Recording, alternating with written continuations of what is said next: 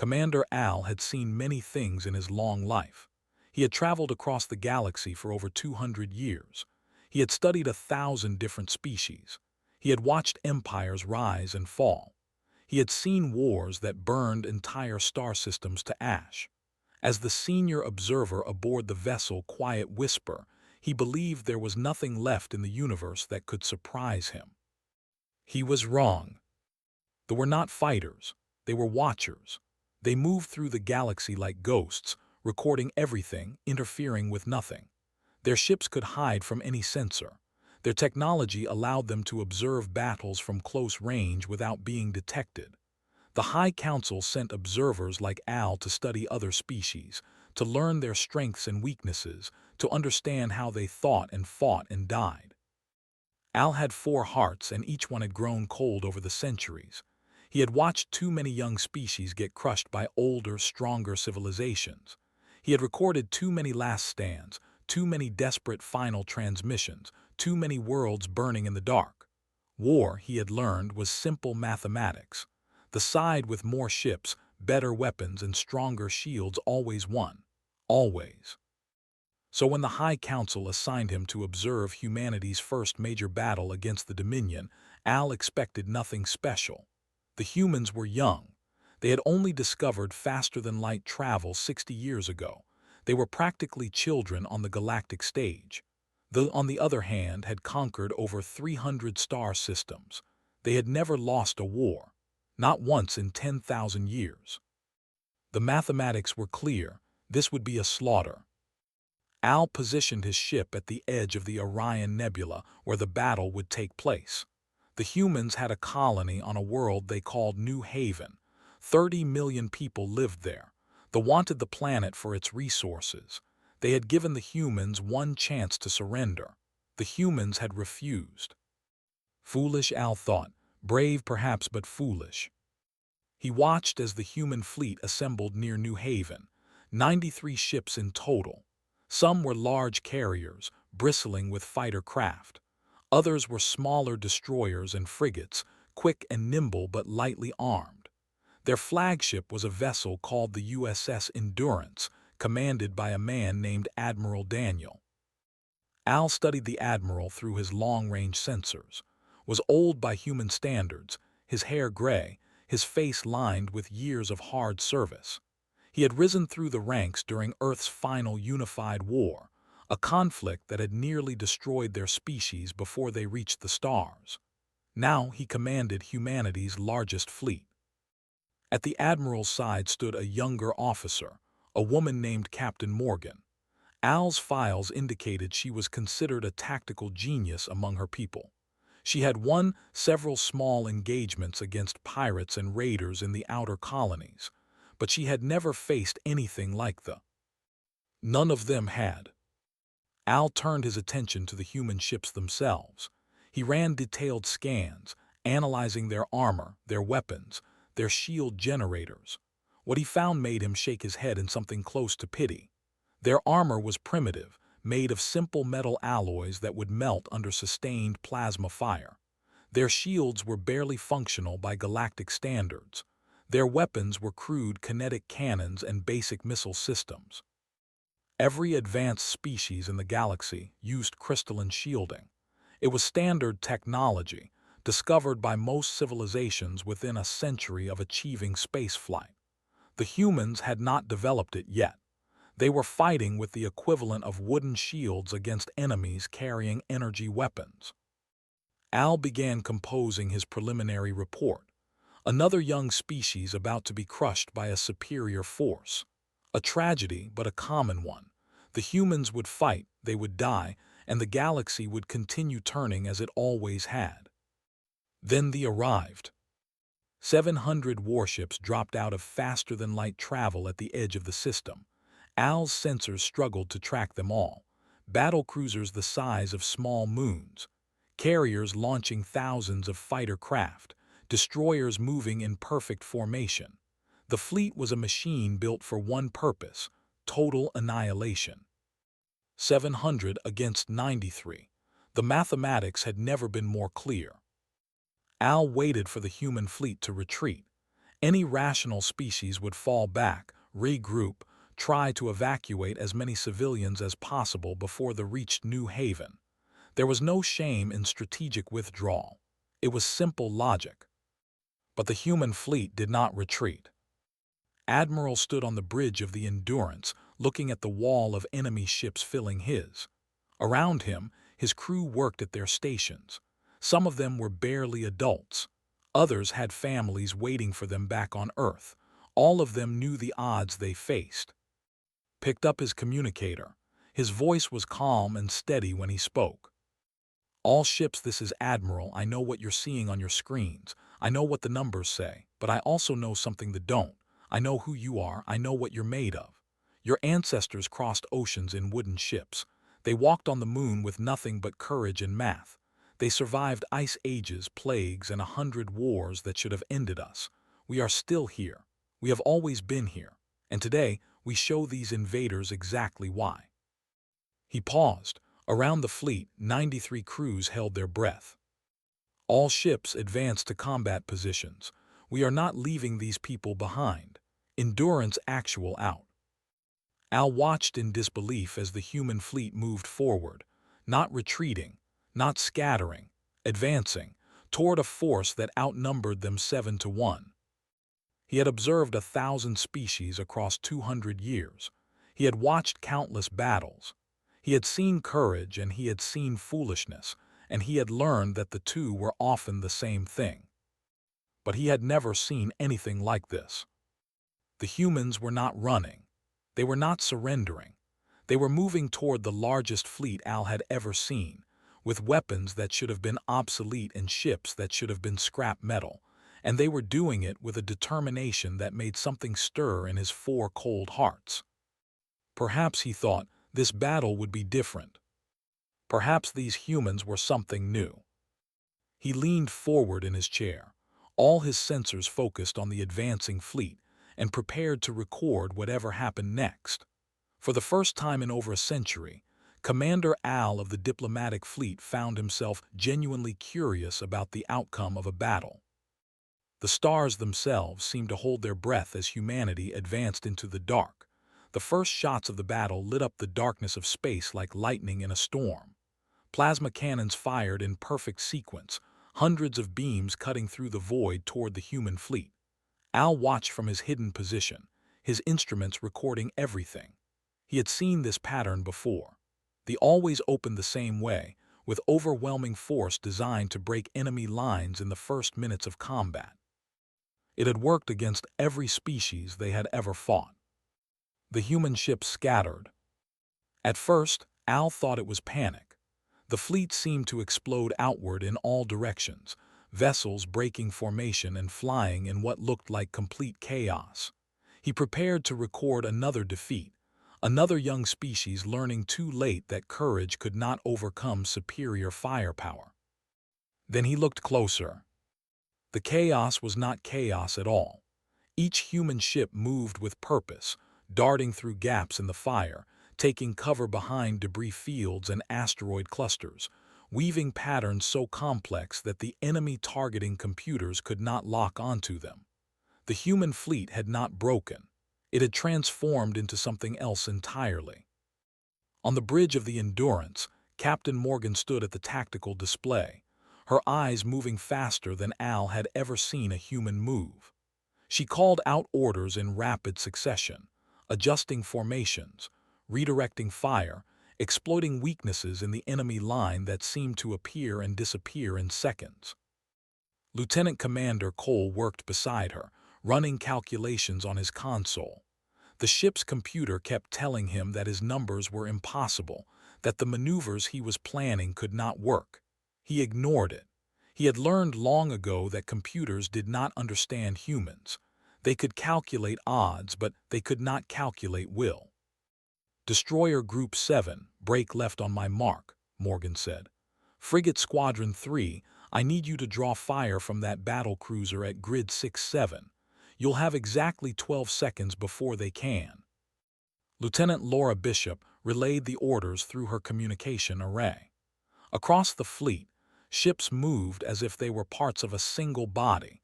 each vessel trusting the others to be exactly where they needed to be at exactly the right moment. They had never encountered anything like this. Their own fleet operated on rigid hierarchy. Orders came from the flagship, passed down through commanders, filtered to individual ships. It was efficient, it was organized, and it was slow. Human ships made decisions in heartbeats. Captains trusted their instincts.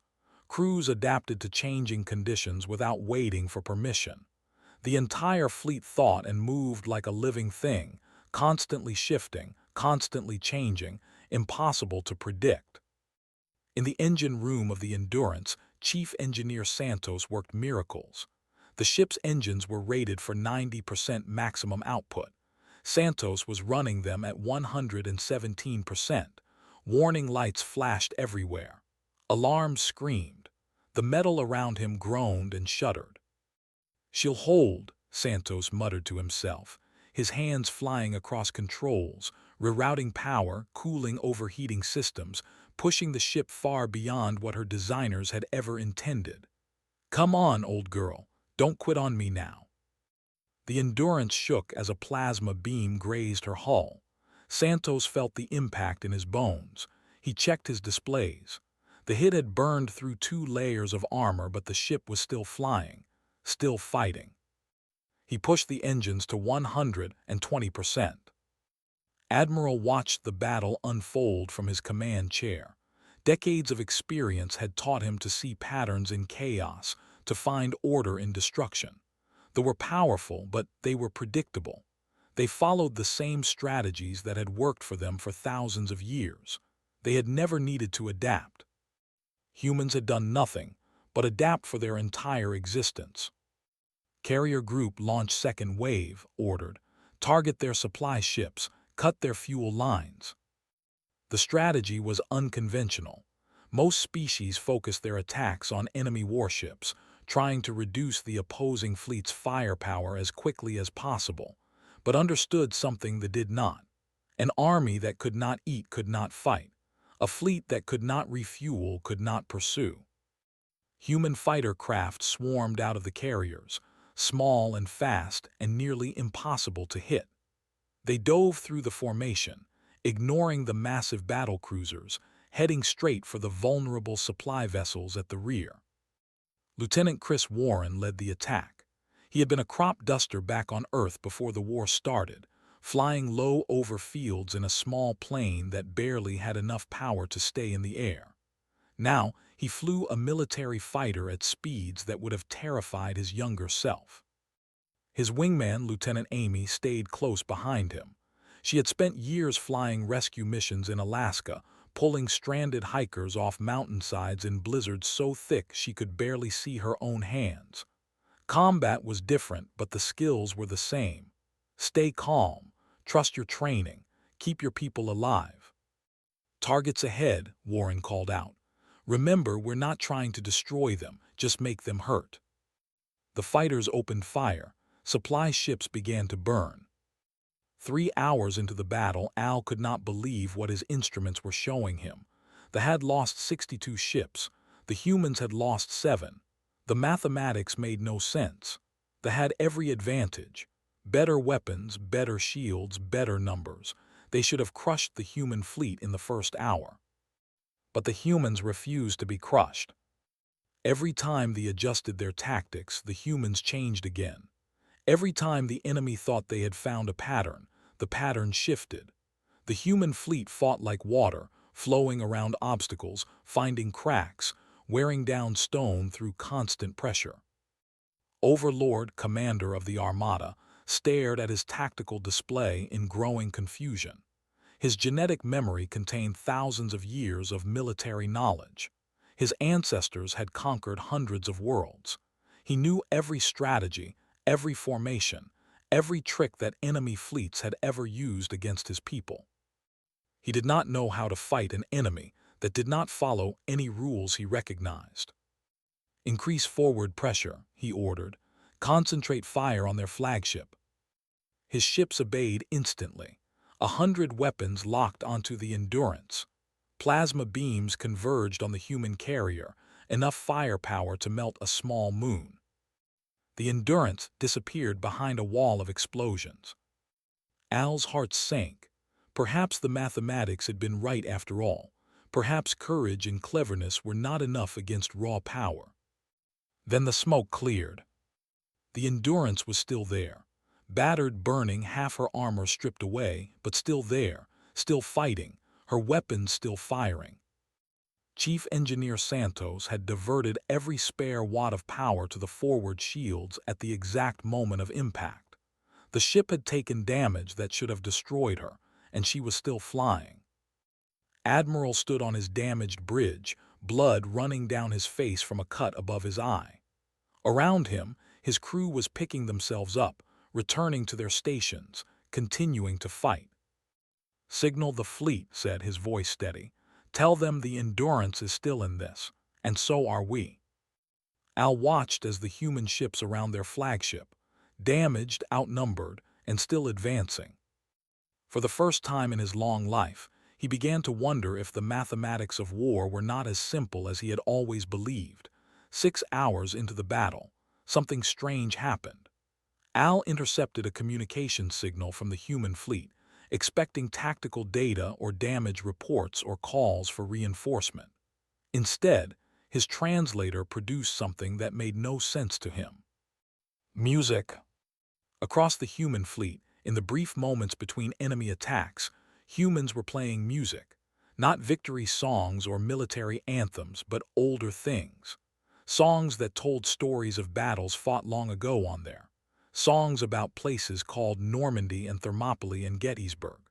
Songs about ancestors who had stood against impossible odds and refused to break. Al had studied human culture before this mission, but he had not understood it. Now, watching them sing while their ships burned around them, he began to see something he had missed. These creatures carried their history with them like a weapon. Every human in this fleet was connected to thousands of years of struggle, of survival, of stubborn refusal to surrender even when surrender was the logical choice. On the destroyer USS Valor, Commander Mitchell listened to the music playing softly in the background of his bridge. His ship had taken heavy damage in the last attack. Fires burned in 3 compartments. The main engines were running at half power. The forward weapons array was completely destroyed. And 3 cruisers were turning toward them, preparing to finish what they had started. Mitchell looked at his crew. Young faces, old faces, scared faces trying to look brave. These were his people. Some of them had served with him for years. Others had joined the fleet just months ago, eager to see the stars. Now they were about to die, far from home, in a battle that history might never remember. He thought about his grandfather, who had fought in a war across a vast ocean. He thought about his great-great-grandmother, who had survived a siege that lasted 900 days, eating leather and sawdust to stay alive while bombs fell on her city. He thought about every ancestor who had faced death and refused to look away. Mitchell picked up his communicator. His voice was calm when he spoke. "All hands, this is your captain. I know the situation. I know what's coming, but I want you to know something else. We come from people who did not quit. We come from people who looked death in the face and said not today. Our blood carries the memory of every impossible stand, every desperate charge, every last-minute miracle that kept our species alive long enough to reach the stars." He paused. The 3 cruisers were almost in firing range. "The Endurance needs time to complete her flanking maneuver. We're going to give her that time. We're going to make these invaders remember the name of this ship. All hands, prepare for attack run." The Valor accelerated toward the enemy cruisers. Al watched in horrified fascination. The destroyer was outnumbered. Any rational commander would try to escape, to preserve their ship and crew for another battle. Instead, Mitchell was charging directly at the enemy, trading his vessel for precious minutes. The cruisers opened fire. Plasma beams slammed into the Valor's weakened shields, burning through armor, tearing open compartments. The destroyer shuddered and groaned, pieces of her hull breaking away into the void. But she kept coming. The Valor's remaining weapons fired continuously, pouring everything she had into the lead cruiser. Kinetic rounds punched through alien armor. Missiles detonated against enemy shields.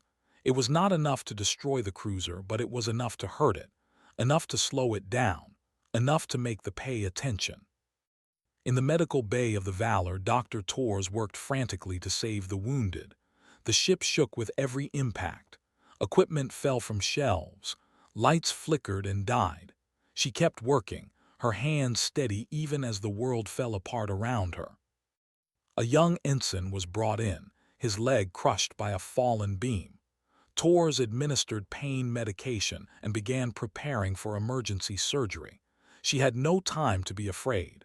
Fear was a luxury for people who were not busy keeping others alive. "You're going to be fine," she told the ensign. "I've got you." The Valor struck the lead cruiser with everything she had left. The impact was devastating. The cruiser's shields collapsed. Its hull cracked open. Atmosphere vented into space as fires erupted throughout the alien ship. But the second cruiser returned fire with full force. The Valor's engines died. Her lights went dark. Her hull, finally pushed beyond its limits, began to break apart. Commander Mitchell gave his final order. "All hands abandon ship. Get to the escape pods, that's an order." 90 crew members scrambled for survival.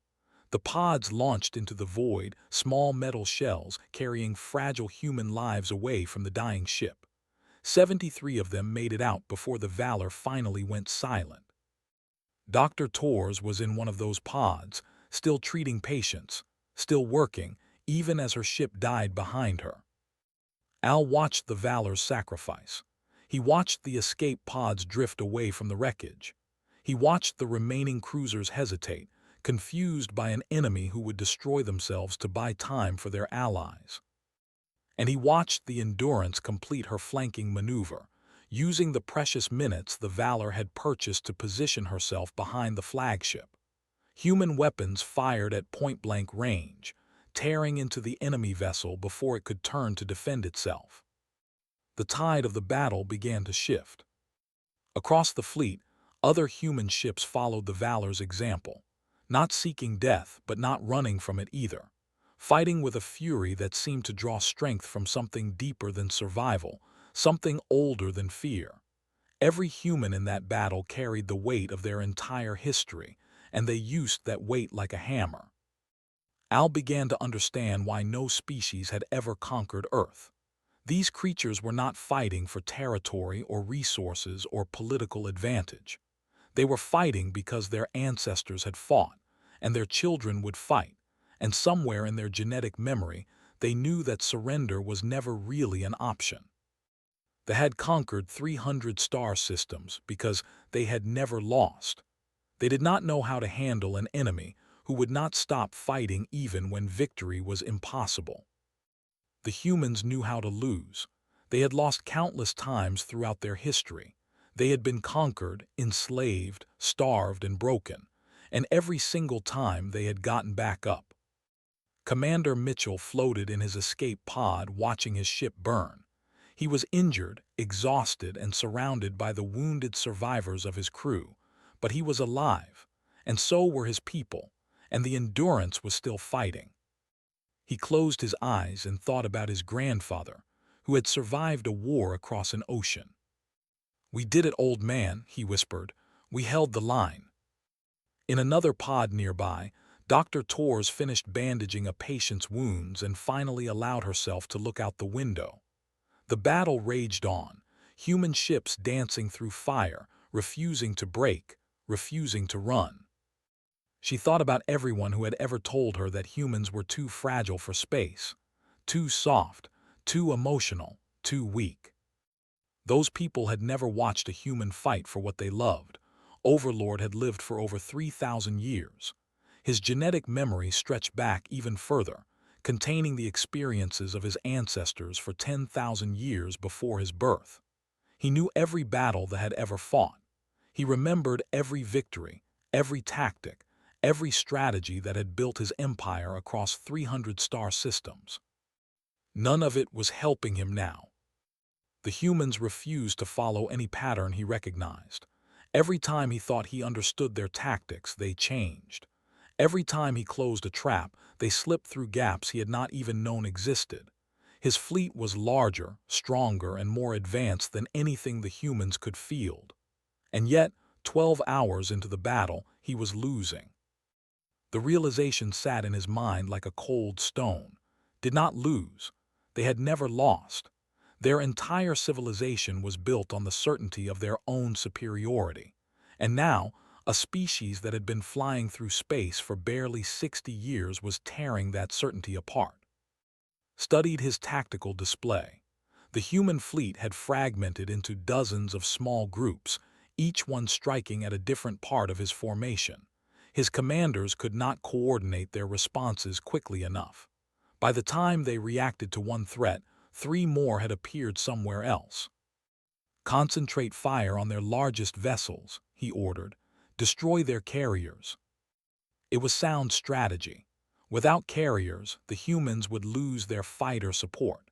Without fighters, their fleet would be vulnerable to his superior numbers.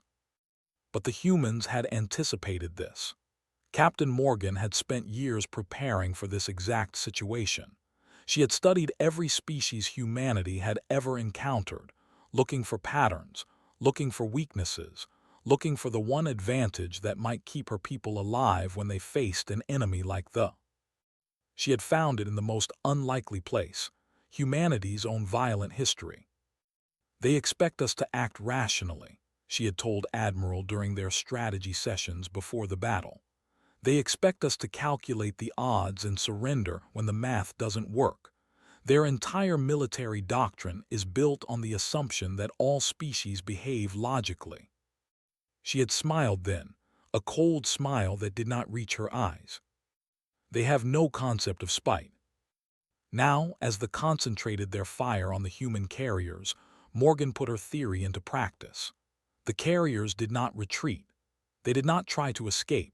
Instead, they launched every fighter they had left and then moved forward, directly into the enemy fire, using their massive hulls as shields for the smaller vessels behind them. It was suicide. It was madness. It was exactly what they could not understand. One carrier died, then another, but their sacrifice bought time for the rest of the fleet to complete its encirclement. Human ships swept around the formation, cutting off their retreat, boxing them in. Chief Engineer Santos had kept the Endurance running for 12 hours on engines that should have failed after 2. His hands were burned from touching hot metal. His eyes were red from staring at displays without rest. Every part of his body ached, but he could not stop. Not yet.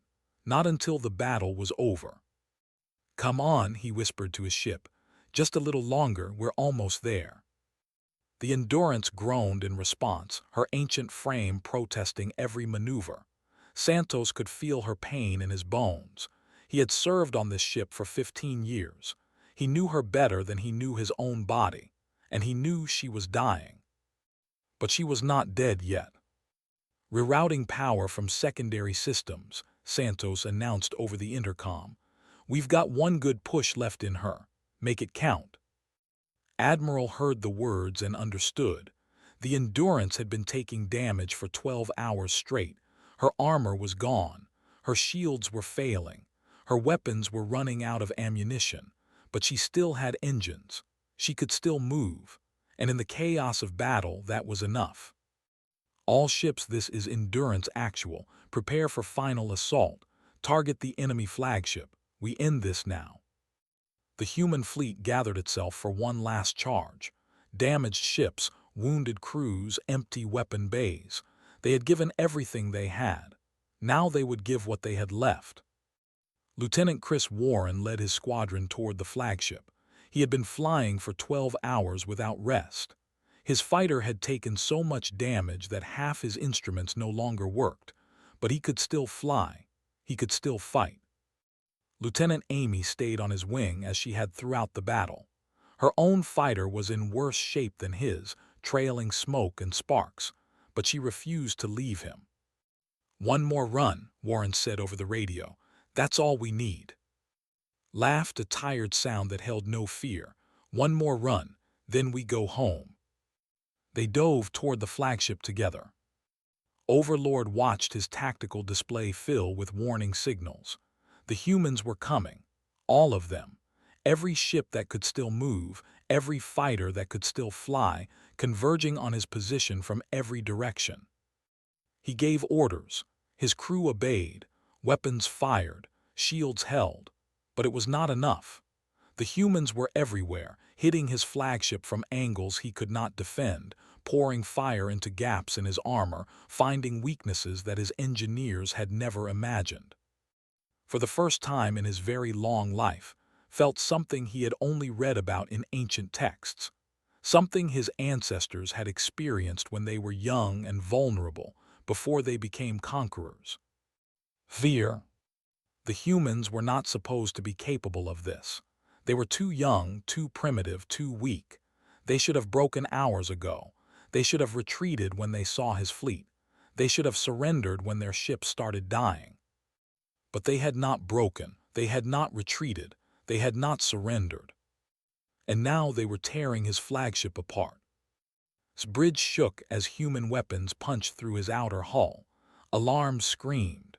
Crew members shouted reports of damage spreading through the ship. For the first time in 10,000 years, a overlord faced the real possibility of defeat. He did not know how to handle it.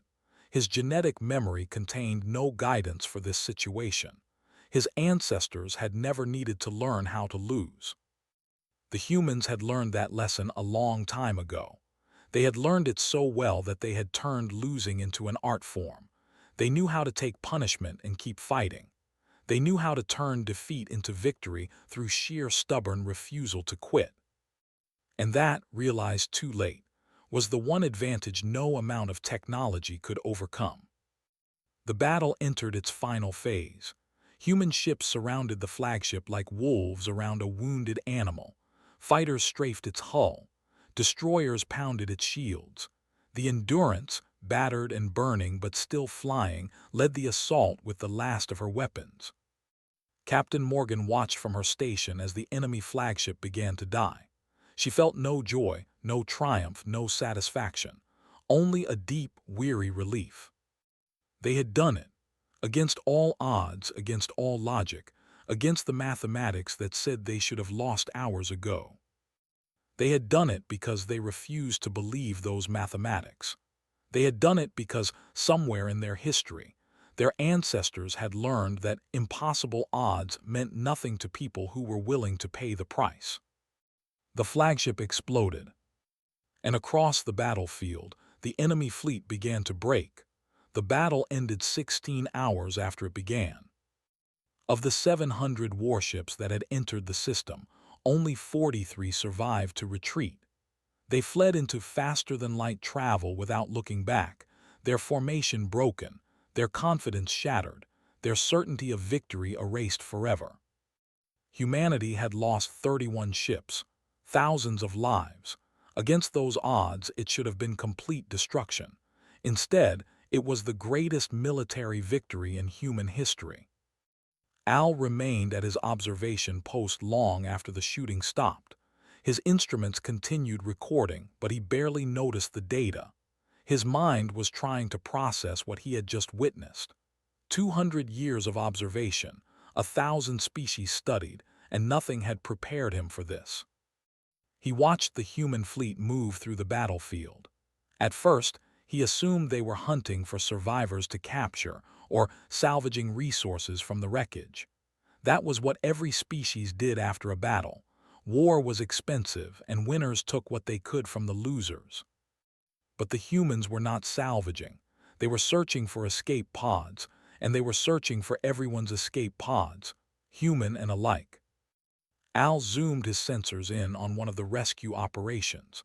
A human medical ship had found a damaged escape pod drifting among the debris. The pod's life support was failing. The beings inside had only minutes to live. The humans saved them. They cut open the pod with careful precision. They pulled the survivors out with gentle hands. They carried them to the medical bay and treated their wounds with the same care they showed their own injured. Al did not understand. These had come to destroy them.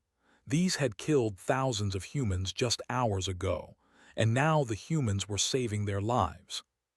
He intercepted communications from the human fleet. Admiral was speaking. All vessels continue search and rescue operations. Enemy wounded are to be treated according to standard protocols. They fought well. They deserve dignity. Dignity for enemies who had tried to annihilate them. Al searched his memory for any species that behaved this way. He found nothing. That would have executed prisoners. That would have harvested them for biological resources. The hive mind of would have consumed them without thought. Every species he had ever observed treated defeated enemies as objects to be used or destroyed. Only humans treated them as people. On the bridge of the Endurance, Admiral stood alone. His ship was barely holding together. Her hull was torn open in a dozen places. Her engines were running on emergency power. More than half her crew was dead or wounded. But she was still flying, and so was he. Looked at the in his hand. It contained the names of everyone who had died in the battle, 2,317 names. Fathers, mothers, sons, daughters, people with families waiting for them, people who would never come home. He began reading the names aloud. It was a tradition he had learned from his own commander, decades ago. The dead deserved to be remembered. They deserved to have their names spoken by someone who understood what they had given. It took him over an hour to finish. Captain Morgan found him still standing there when she came to give her final report. She waited in silence until he was done. "The rescue operations are complete," she said quietly. "We pulled 412 of our people from escape pods. We also recovered 261 survivors." Nodded slowly, and the enemy wounded. Being treated in medical bays across the fleet. Dr. Torres is overseeing their care personally. She says they'll live. Good, set down his. Have the surviving ships been contacted? Yes, sir. They've requested permission to retrieve their dead. Granted, let them take their people home. Morgan hesitated. Sir, some of the crew are questioning why we're helping them, after everything they did. Was quiet for a long moment. When he spoke, his voice was tired but firm. Because that's who we are. We fight like demons when we have to. We kill when there's no other choice. But we don't stop being human just because we're at war. The moment we start treating our enemies like they're not people anymore, we've already lost something more important than any battle. Morgan nodded slowly. She had served with for years. She knew he meant every word. I'll make sure the crew understands. Far away in his hidden observation post, Al began writing his final report. His hands trembled as he typed. He had never felt this way after observing a battle. He had always been detached, analytical, distant. Now he felt something he could barely identify. He felt awe. These humans are not conquerors by nature, he wrote. They do not seek war. They do not celebrate destruction. They are artists and builders and dreamers. They would rather explore the stars than fight for them. But when war comes to their door, they remember. They remember every battle their ancestors ever fought. They remember every sacrifice, every loss, every hard-won victory. And they bring all of that weight, all of that history, all of that terrible stubborn will to survive. They bring it all into the fire with them. He paused, trying to find the right words for what came next. I watched humanity advance into battle today. I watched them face a force that should have destroyed them without effort. I watched them fight with weapons that should have been useless and ships that should have been scrap metal, and I watched them win. Now I understand why the stars tremble before them. It is not because they are the strongest. There are species with greater military power. It is not because they are the most numerous. The galaxy contains civilizations with populations in the trillions. It is not because they are the most advanced. human technology is primitive compared to many others. It is because when they fight for each other, for home, for the simple right to exist, and they fight with a fury that draws strength from every generation that came before them. They had conquered 300 star systems because they had never met an enemy who would not break. Today they learned what happens when they face a species that has been breaking and rebuilding itself for 10,000 years. Humanity does not fight to conquer, they fight to survive, and that makes them more dangerous than any empire the galaxy has ever known. Al finished his report and transmitted it to the High Council. Then he sat back in his chair and watched the human fleet begin its slow journey home. The Endurance led the way, battered and broken but still flying. Behind her came the survivors, the damaged ships, the rescue vessels full of saved lives. They moved together, taking care of each other, mourning their dead, celebrating their survival. Somewhere in that fleet, Admiral was reading names. Somewhere, Dr. Torres was treating wounded enemies with gentle hands. Somewhere, young pilots like Chris Warren and Amy were hugging each other and crying with relief because they had made it through one more run. Al had observed 1,000 species across 200 years. He had seen empires rise and fall. He had watched civilizations burn and new ones grow from the ashes. But he had never seen anything quite like humanity. The stars did not actually tremble. Stars were balls of burning gas, incapable of emotion. But if they could have felt anything at all, Al thought they might have felt what he was feeling now. Something between fear and respect and wonder. Humanity had earned their place among the stars today. They had paid for it in blood and fire and sacrifice. And they had proven something that no amount of technology or numbers or power could ever disprove. Some species were simply too stubborn to die. The human fleet disappeared into faster-than-light travel, heading home. Al watched them go, then turned his own ship toward space. He had a story to tell, a story about a young species that looked death in the face and refused to blink. A story about impossible mathematics and stubborn courage and the weight of history. A story about why the galaxy would never be quite the same again.